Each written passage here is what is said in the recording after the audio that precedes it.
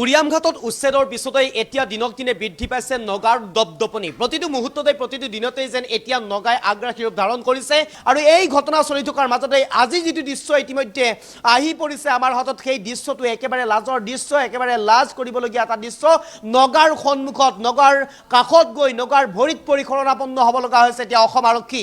হাতযোৰ কৰিবলগীয়া হৈছে নগাৰ আগত গৈ অসম আৰক্ষীয়ে। এই মুহূৰ্তত আমাৰ হাতত সেই বিশেষ দৃশ্যাংশটো আছে, আমি সেই দৃশ্যাংশটো দেখুৱাইছোঁ। এই মুহূৰ্তত চাওক সেই দৃশ্যাংশটো কেনেদৰে নগাই হাতযোৰ কৰিবলৈ কৰিছে। এয়া হৈছে অসম আৰক্ষী। চাওক আমি দৃশ্যাংশ দেখুৱাইছোঁ, কিমান লাজৰ দৃশ্য, কিমান লাজ লাগিবলগীয়া এটা দৃশ্য। অসমৰ বাবে, অসমীয়াৰ বাবে কিমান লাজ লাগিবলগীয়া এটা দৃশ্য।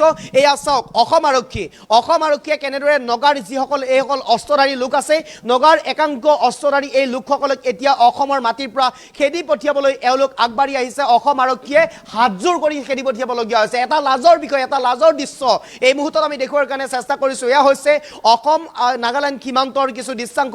আমি উল্লেখ কৰিব লাগিব, যেতিয়াই উৰিয়ামঘাটত উচ্ছেদ চলিছিল, উৰিয়ামঘাটত উচ্ছেদ চলাৰ পিছতেই নগাই অসমক ধন্যবাদ জ্ঞাপন কৰিছিল। সমান্তৰালভাৱে অসমৰ মুখ্যমন্ত্ৰী হিমন্ত বিশ্ব শৰ্মাক নগাই ধন্যবাদ জ্ঞাপন কৰি কৈছিল, আপোনালোকে যি কাম কৰিছে এয়া একেবাৰে ধন্যবাদৰ পাত্ৰ, আমাক মাটিখিনি আপোনালোকে মুকলি কৰি দিয়াৰ বাবে ধন্যবাদ জ্ঞাপন কৰিছোঁ বুলি নগাই অসমৰ মুখ্যমন্ত্ৰীক নগাই দিছিল ধন্যবাদ। আৰু তাৰপিছতে এক প্ৰকাৰ এনেদৰে এতিয়া এই দৃশ্যাংশসমূহ যি আহিছে, এই ভিডিঅ'সমূহ যি আহিছে, তাৰপিছতে এক প্ৰকাৰ লাজৰ বিষয় হৈ পৰিছে, লাজ লাগিবলগীয়া বিষয় হৈ পৰিছে। নগাৰ এই দৃশ্যটো আমি এই মুহূৰ্তত আগবঢ়াইছোঁ।